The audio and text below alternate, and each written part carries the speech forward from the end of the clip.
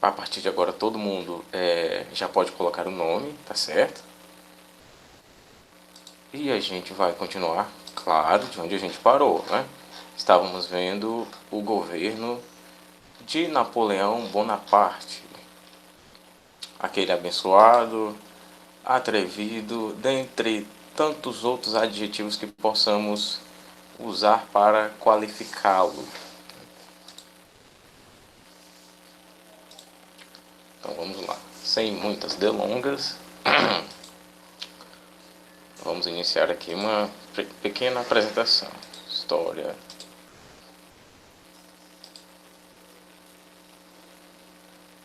Ops.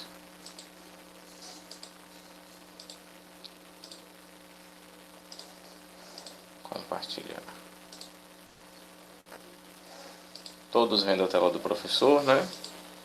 Sim.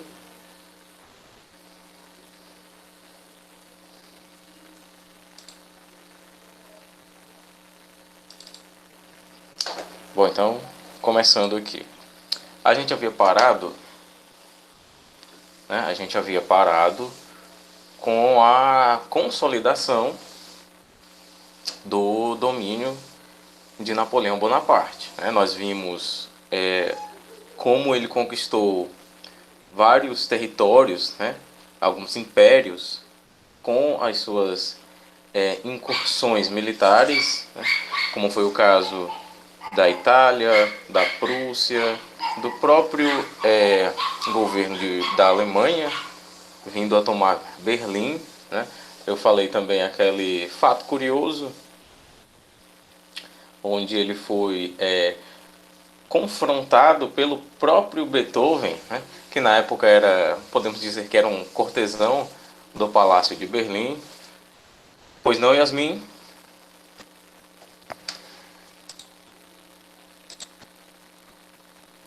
A gente vai iniciar daquele modo que eu gosto de fazer. Eu dou uma contextualização é, bem abrangente, né? Do começo ao fim. E depois a gente vai ver os detalhes, os pormenores, as coisinhas pequenininhas que são, às vezes, bem mais importantes também, tá? Primeiro a gente vai contextualizar o fim da era napoleônica, certo? Bem lembrado, Guilherme. Quem chegou agora já venha colocando o nome, tá? Vamos lá.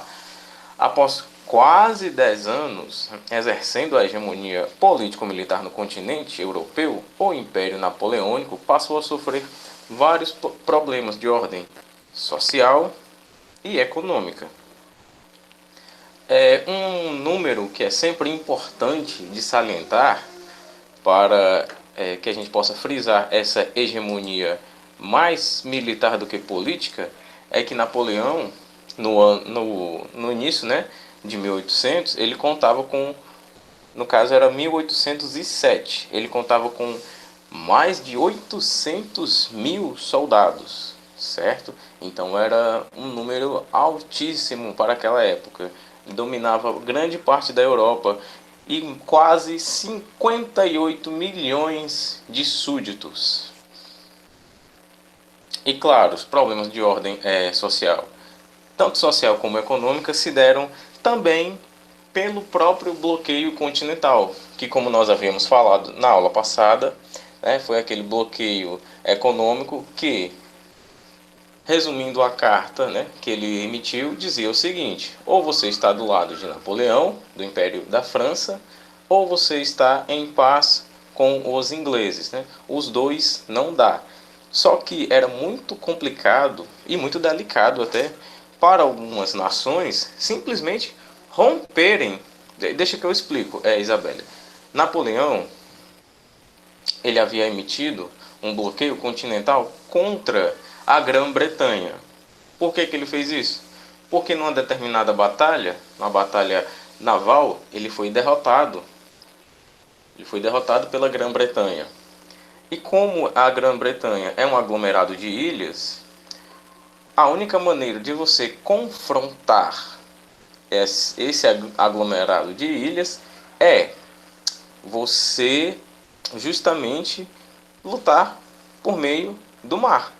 Só que Napoleão não tinha a menor chance contra o Império Britânico. Ele não era páreo de maneira nenhuma contra os grandes capitães, tenentes e o alto escalão da marinha da Grã-Bretanha. Ele até chegou a pensar, né, importante falar isso, que eu lembro que eu não falei na aula passada, ele até chegou a pensar em mandar soldados por meio do ar, né, por meio de balões. Ele chegou a pensar isso. E ele pensou um monte de coisa para derrotar a Grã-Bretanha. Só que não tinha nem nada por meios militares, né? Nada por confronto direto, nada por uma guerra convencional que lhe viesse à cabeça. Todas as ideias logo caíram por terra. Então ele pensou nesse bloqueio continental. Se eu não posso atingi-los, se eu não posso dominá-los, né, por uma guerra militar, vou fazê-lo pelo meio econômico. Então, já que estamos falando de um império numerosíssimo, né, como eu falei, 58 milhões de súditos, vários outros territórios já dominados, então ele emitiu o bloqueio continental, que era o seguinte: ele impedia, né, todas as ações diplomáticas entre os países do Império Francês e a Grã-Bretanha, e também impedia o comércio, né? A ideia de Napoleão era isolar, né, do ponto de vista econômico, era isolar a Grã-Bretanha. Só que estamos falando da maior potência econômica da época, que era a Grã-Bretanha. Então, romper laços com o seu maior fornecedor de seja lá o que, qual é o material que você precisa desse país para o seu, né? Se é fonte de energia, se é tecido, se é borracha. Lá era uma grande potência econômica. Lá se produzia muita coisa que muitos países necessitavam. Então não era tão simples assim você romper laços, você simplesmente ignorar a Grã-Bretanha e ficar do lado de Napoleão. A gente pode dizer que era quase uma birra de criança, né? Já que eu não pude bater neles, eu vou tirar o doce dessa criança. Você... Deixa-me ver. Você entendeu, né, Maria Isabelle?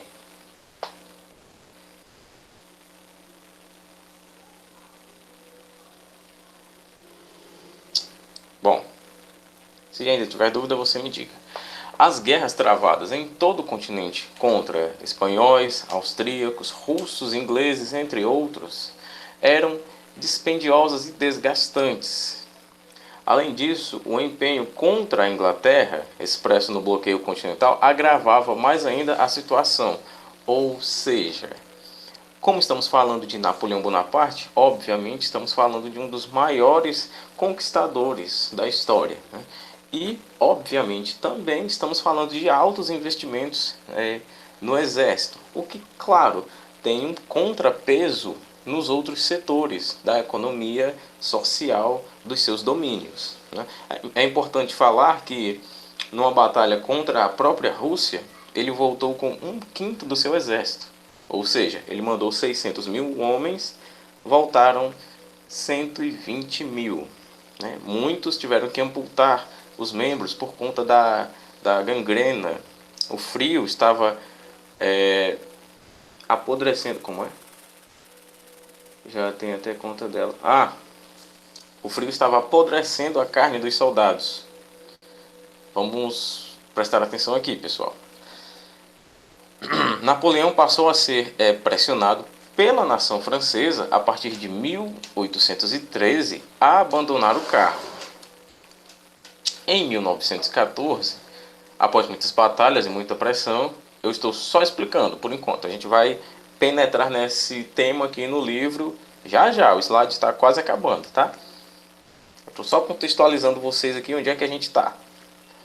Ele abdicou ao trono e exilou-se na ilha de Elba, onde tinha mais ou menos 35 mil habitantes. E, curiosamente, durante esse período de exílio, vejam só, a ilha de Elba, ela enriqueceu bastante, ela progrediu bastante, né? Porque depois dele ser deposto do cargo,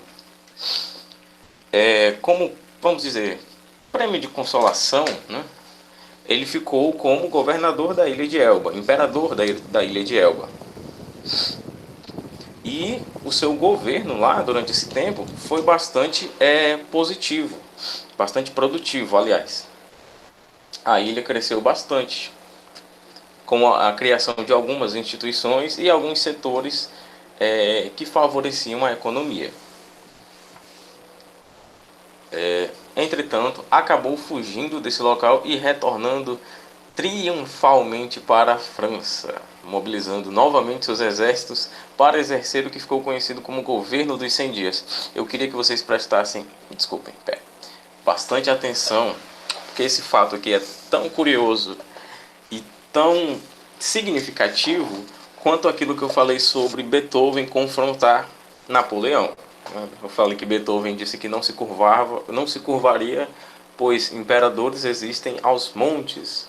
Ludwig van Beethoven, somente eu.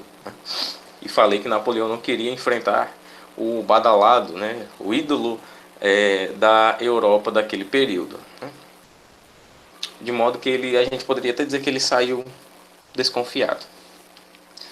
Quando ele voltou para a França, ele foi avançando devagarinho. Ele fugiu de Elba, ele estava exilado, e ele foi avançando aos poucos, retomando a sua ideologia. Esse slide, vou colocar assim, inclusive eu acho que eu estou devendo um para vocês. Se vocês souberem qual é, na verdade eu vou revisar aqui quais são os que eu tenho, e eu vou colocar todos aqui, tá? Se tiver algum repetido, vocês simplesmente não baixam, tá certo? Então vamos lá. Quando o imperador francês da época, né, que havia assumido o cargo no lugar de Napoleão, soube que Napoleão estava na França de novo, mandou um capitão para prendê-lo, certo? Já que ele estava exilado, ele não poderia estar naquelas terras. E quando esse capitão estava de frente para Napoleão, né, o capitão no seu cavalo, muito altivo, ele até deixou uma carta, né, esse capitão, onde ele conta essa história. Ele disse que ordenou que Napoleão depusesse, né, entregasse as armas, e porque ele estava preso. Você está preso, entregue suas armas. Deu voz de prisão. Claro, Napoleão estava armado. O capitão disse que Napoleão simplesmente o ignorou. Então o capitão ordenou mais uma vez: você está preso. Você está sendo ordenado a depor de suas armas. E Napoleão olhou para ele e ignorou. O capitão diz, né, que nessa terceira vez ele já estava sem jeito. O capitão estava sem jeito, não Napoleão, certo? E disse novamente que ordenou que ele depusesse as armas porque ele estava preso. Como Napoleão ignorou ele novamente, né, com aquela postura ainda de imperador da França, na teoria, Yasmin, era sim para ter atirado, né? Era para, já que o Napoleão não queria se entregar, o capitão poderia ter atirado, né? Porque quando o capitão disse para que ele depusesse suas armas, era para entregar, certo? Como ele não entregou, o correto seria atirar nele. Mas como estamos falando de Napoleão Bonaparte, estamos falando de uma figura simbólica importantíssima, onde as pessoas ainda nutriam uma enorme admiração, quase que um santo. A gente pode dizer que as pessoas tinham uma devoção por ele, certo? Algumas pessoas na França ainda tinham, inclusive esse capitão. E o capitão disse, olha, como ele não quis se entregar, eu desci do meu cavalo e o declarei meu imperador. Então, desse modo, Napoleão novamente tinha o governo francês na sua mão. Mas isso durou pouco tempo, como a gente viu aqui no slide. Sim, Maria Isabelle. Também, né, a gente pode notar na minha fala da aula passada que ele ajudava bastante a burguesia naquela política de uma mão lavando a outra, né? Eu vou lhe agradar um pouquinho para que você não faça motins contra meu governo, né? Já que ele ajudava as massas, né? Estamos falando em números, isso era muito importante na época. Pelo menos, né? Sim, Yasmin, que final, né? O capitão desceu do cavalo e o nomeou o imperador. Enquanto isso, outro imperador saía de fininho, né? Saiu escondido, saiu por detrás do Palácio de Versalhes. Mas esse governo, como a gente vê aqui no corrupto também, né? Depende da definição de corrupção da época, né? É como na série Peaky Blinders, que eu acredito que alguns de vocês assistem, né? Estamos falando de 1919 na série. Lá tem muita corrupção, que para nós hoje em dia é corrupção. Para eles naquela época é normal, né? Lá tem muitos comportamentos que são normais, que hoje são absurdos. Estamos falando de uma diferença de 100 anos, né? 101 anos. Imagine aqui, que são mais de 200. Napoleão, em junho de 1815, Napoleão tentou dar seu golpe final contra as potências inimigas no Império Francês. Né? Assim sendo, foi deflagrada a Batalha de Waterloo, na Bélgica. A batalha, entretanto, foi a derrota final de Napoleão, né? Pôs um fim ao seu governo. É interessante viver momentos históricos também, Guilherme. Mas eu acho mais interessante contá-los. Alguns têm muitos lados ruins. Né? O Marechal Wellington, liderando os ingleses e com o auxílio do exército austríaco, submeteu uma desoladora derrota ao exército napoleônico. A derrota em Waterloo pôs um final nas conquistas, nos projetos e nas elucubrações de Napoleão Bonaparte. O imperador teve de abdicar mais uma vez para não morrer e mais uma vez se exilou, dessa vez na ilha de Santa Helena, onde finalmente ele veio a morrer em 1821.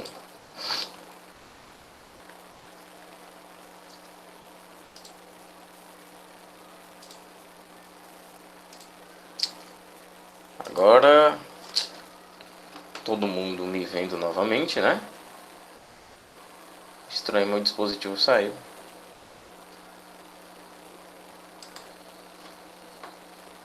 Vocês estão vendo a mim ou a minha tela?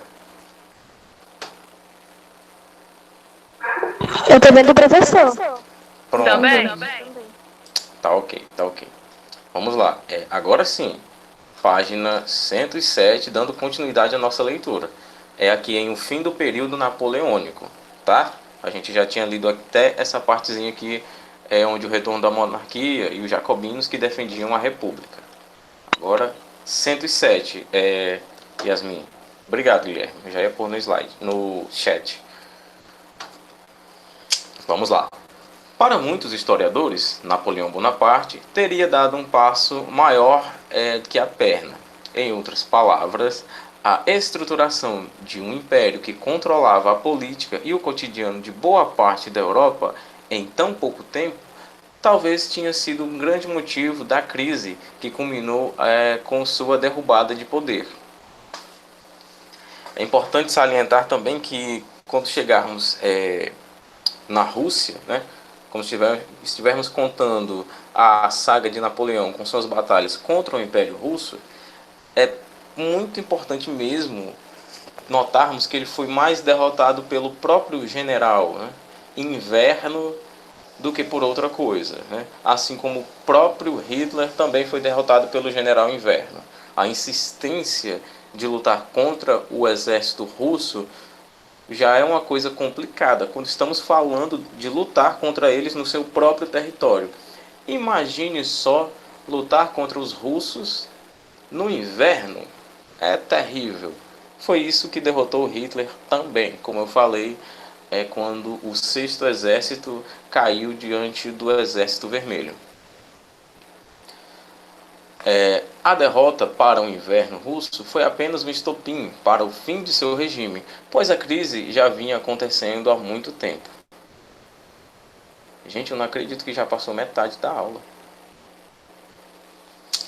Desde cedo, Napoleão foi considerado um militar bastante habilidoso e excelente estrategista, claro, demonstrando grande conhecimento político e econômico. Como vimos, ele chegou ao poder com o total apoio da burguesia, que financiava seus projetos. E em contrapartida, deixa eu tirar esse computador daqui. e, em contrapartida, exigia controle político e uma constituição que privilegiasse seus interesses. Mas o ideal de dominar o mundo moveu a ambição e as práticas do imperador, que aos poucos se afastou da burguesia quanto do povo. Se afastou tanto da burguesia quanto do povo. Assim, vários grupos políticos começaram a contestar suas práticas. O que a Yasmin, que eu estava dialogando aqui também com Yasmin, que ele agradava muitas pessoas, mas seus objetivos, que eram gigantes, né, fizeram com que ele viesse a se afastar de vários grupos, né? Com esse afastamento, esses grupos começaram a contestar o modo com o qual Napoleão estava governando. Não, tem que ficar de óculos mesmo.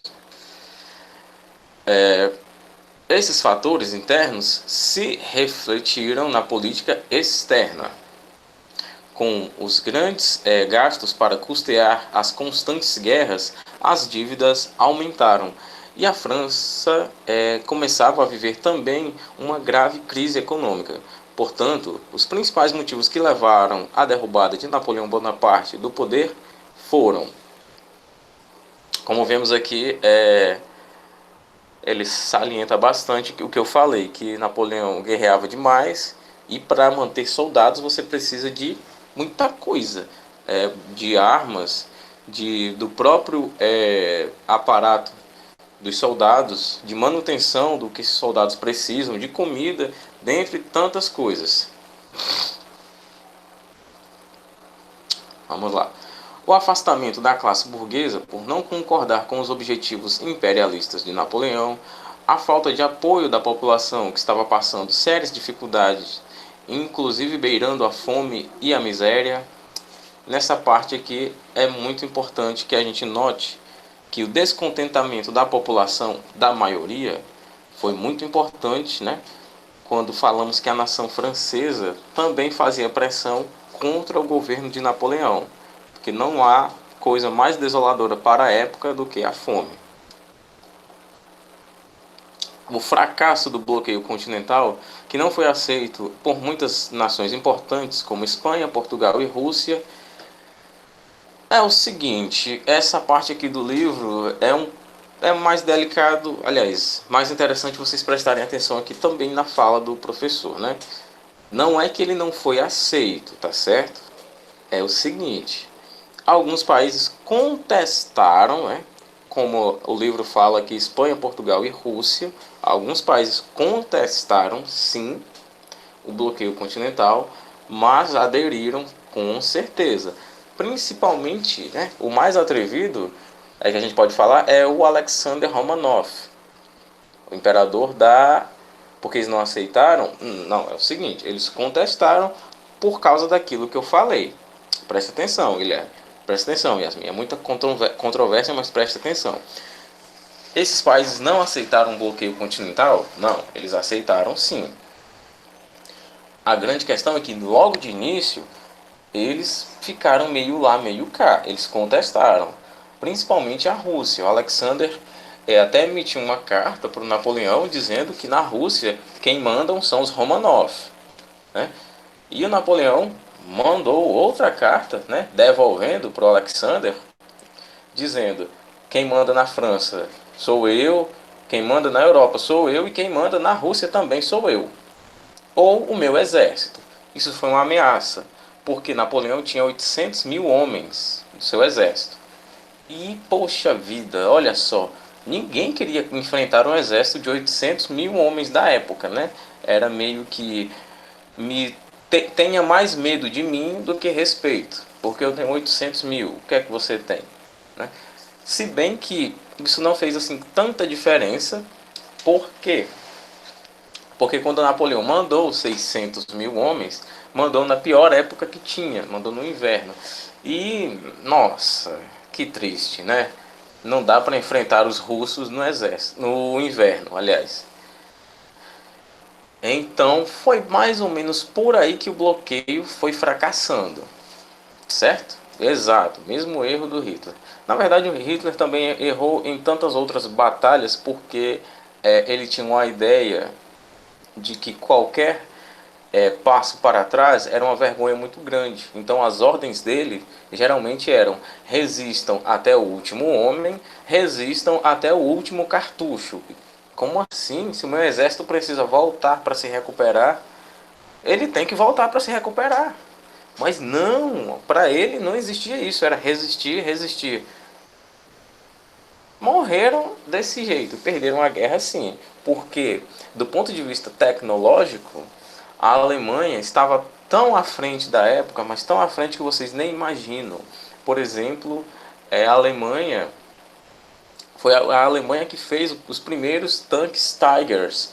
Os Tigers eram quase que impossíveis de derrotar. Você precisava de 8 tanques para derrubar um tanque Tiger. O Tiger era absurdo, contava com o que havia de melhor na época. Enquanto os outros tanques caberiam no máximo 3 pessoas, no Tiger cabia 5. O Tiger tinha transmissão de rádio. O Tiger tinha a melhor blindagem da época, 23 centímetros de chumbo. O Tiger cabia muitos mísseis, tinha metralhadora, era um absurdo. E foram derrotados, mesmo assim. Notem como era tecnológica a Alemanha nazista. E como, pela burrice, eles foram derrotados. Eles tinham tudo para vencer a guerra, menos um bom líder. Ainda bem. Ainda bem, né? As péssimas colheitas devido às constantes secas e aos rígidos invernos que aumentaram a miséria do povo francês também ajudaram a péssima imagem de Napoleão. Os altos gastos, né, como sempre falando disso, os altos gastos no financiamento da guerra contra a aliança liderada pelos ingleses, a derrota para o inverno russo, que levou à morte de mais de 500 mil soldados, o que enfraqueceu o exército francês, e o fortalecimento dos partidários da restauração monárquica. Mesmo exilado na ilha de Elba, Napoleão ainda detinha o título de imperador. Ao lado, soldados aclamam, aliás, após sua fuga. Aclamam Napoleão. Chocado com o que, Guilherme? Com Hitler? Era complicado as coisas. O enfraquecimento, né, página 109, tá certo? Ele tinha muita coisa, viu? Coisa demais. O enfraquecimento do apoio interno de Napoleão, página 109, tá? Primeiro parágrafo. Obrigado. O enfraquecimento do apoio interno de Napoleão Bonaparte foi explorado por uma aliança formada pela Suécia, Áustria, Rússia e Prússia, que, sob liderança da Inglaterra, derrotou a França em 1813 na Batalha de Leipzig, através do Tratado de Fontainebleau. Bom, em 1914, Napoleão foi deposto do cargo de imperador da França e em seguida exilado para a ilha de Elba, que ficara sob sua administração, como eu havia dito. Esse episódio restaurou o regime de monarquia absoluta na França, entregando a coroa para o rei Luís XVIII. Né? Antes de Luís XVIII tinha Napoleão, antes de Napoleão tinha Luís XVI, que organizou um governo centralizado, sem participação popular e também sem direitos políticos e econômicos para a burguesia. Atenção aqui, pessoal, é diferente de Napoleão, diferente do início, né, principalmente do início do governo de Napoleão. Luís XVIII era visto de uma maneira terrível por seus súditos. Ele era muito carrancudo, muito ignorante, muito apático, né? Era um idoso e as pessoas não tinham uma certa simpatia, né? Não nutriam sentimentos de devoção a ele, como tinham para com Napoleão. Resumindo, ele era bastante orgulhoso. Napoleão não desistiu, como eu havia dito, de recuperar o poder e investiu num ataque contra a coroa, né? Fugiu do seu exílio da ilha de Elba, contando com o apoio da população, de uma parte da população. É importante falar isso, porque a outra parte ainda tinha o sentimento de insatisfação devido ao seu declínio de governo. uma parte da população e de militares ainda fiéis ao antigo imperador. De início foi bem sucedido e conseguiu instalar seu governo, num episódio que ficou conhecido como a Guerra dos 100 Dias, como eu havia dito. Né?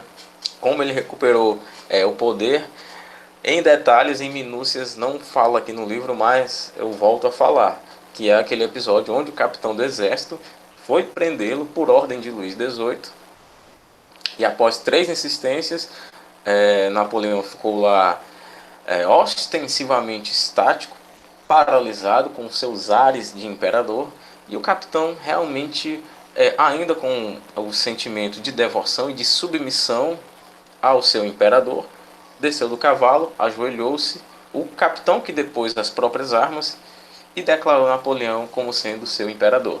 E enquanto isso, Luís XVIII estava fugindo, saindo pela culatra do Palácio de Versalhes. Contudo, partidários da monarquia, com o apoio da Inglaterra, ou seja, simpatizantes de Luís XVIII, com o apoio dos ingleses que haviam derrotado Napoleão, se organizaram e, na Batalha de Waterloo, em 1815, impuseram uma derrota final a Bonaparte, através do exército inglês e prussiano. Napoleão foi exilado mais uma vez, dessa vez na ilha de Santa Helena, onde veio a falecer em 1821. Essa história de Napoleão é realmente fascinante, né? Eu acho que a maioria de vocês vai concordar. Vamos agora para a página 110 e a gente talvez encerre na página, nas nossas atividades que vão até a 113, se eu não me engano. Vamos lá, página 110. A gente tem 8 minutos, dá certo. O Congresso de Viena. O que é que foi o Congresso de Viena? Não, exílio não é morte, não. Se você ser exilado, é uma espécie de retirada obrigatória do país, tá? Por exemplo, se alguém vai ser exilado do Brasil, não vai mais poder vir para cá e acabou. Assim, o seu exílio determine que seja, né? Por exemplo, exilado por 10 anos, depois de 10 anos a pessoa volta, certo? Só que o Napoleão foi exilado para sempre, tá? Ele entrou na França, como a gente pode dizer, de enxerido. O Congresso de Viena foi uma reunião organizada pelas nações do regime político baseado nas monarquias reais, após a renúncia de Napoleão Bonaparte em 1814. Visavam combater qualquer outro regime tido como republicano ou revolucionário e que ameaçasse as estruturas monárquicas das nações europeias. Também discutiram como dividir os territórios que estavam sob domínio francês, sob as mãos de Napoleão. Ficava bem claro que o Congresso de Viena tinha a função imediata de reforçar o poder das monarquias, mas, acima de tudo, fortaleceu a Inglaterra, essa mesma Inglaterra que derrotou Napoleão, né? Que, sem rivalidade da França, tornou-se a maior potência política e econômica da Europa.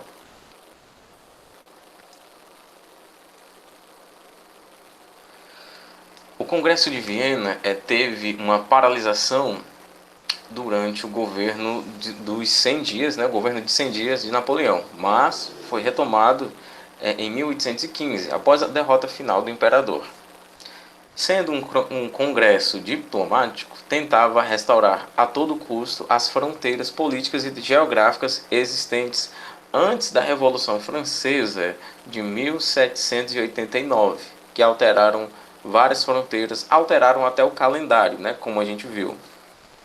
Outro objetivo central era evitar qualquer possibilidade de que as ideias liberais e revolucionárias retornassem ao debate central da Europa, principalmente ao debate popular.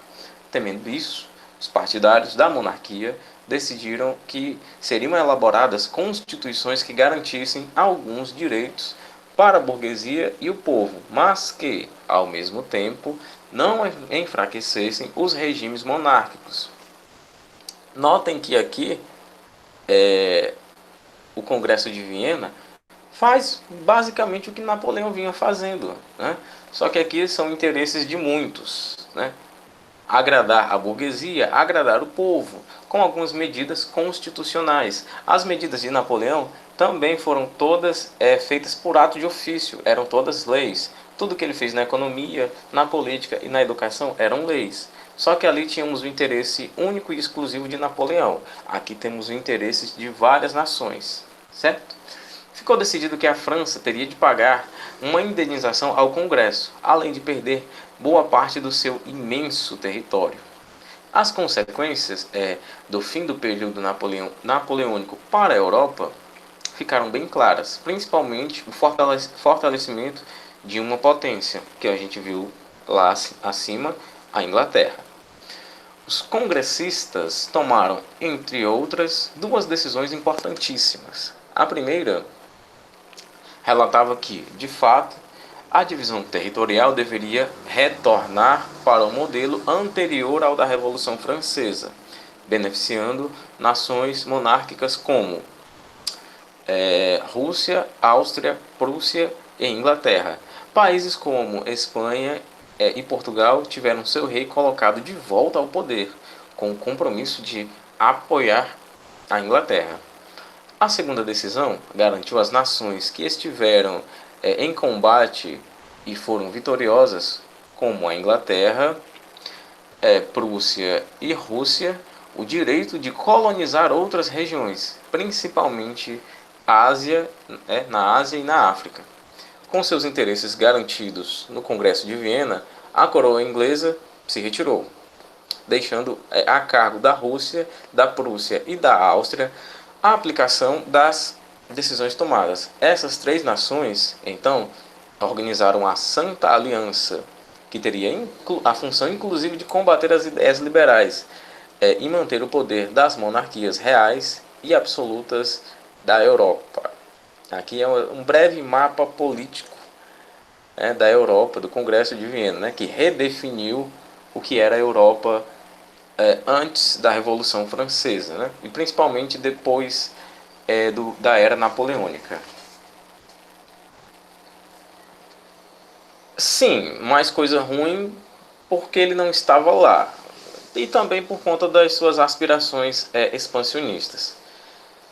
Bom, páginas 111, 112 e 113 temos as nossas atividades, todas relacionadas a esse conteúdo de Napoleão Bonaparte. A gente tem 2 minutos. Ficou alguma informação solta? Ficou alguma coisa que vocês querem que eu explique de novo? Porque em 2 minutos não vai dar para ler todas as questões.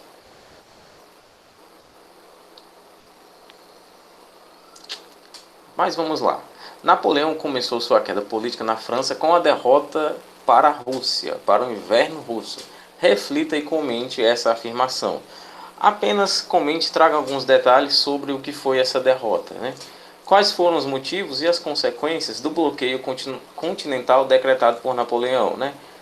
Simplesmente note contra quem foi o bloqueio e por que ele fez isso, certo? Quais foram os motivos? Napoleão instituiu o bloqueio por causa disso e as consequências foram essas. Simplesmente isso que você vai me dizer.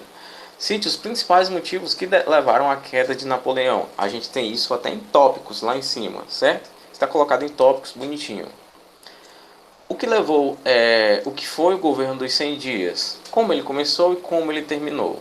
O governo de 100 dias. E quem era esse governante, E olha só, parece que vai dar tempo. O que foi o Congresso de Viena? Pois não. Professor, mas os tópicos tem que botar tudinho. Oi? Os tópicos, a gente tem que botar todos. Não precisa de todos não, tá? O que foi o Congresso de Viena e quais foram as suas principais medidas? E, enfim, avalie as consequências do fim do período napoleônico para a Europa, certo? Essa é a nossa atividade, meus queridos. Eu vou aqui parar a gravação que já encerrou nossa aula.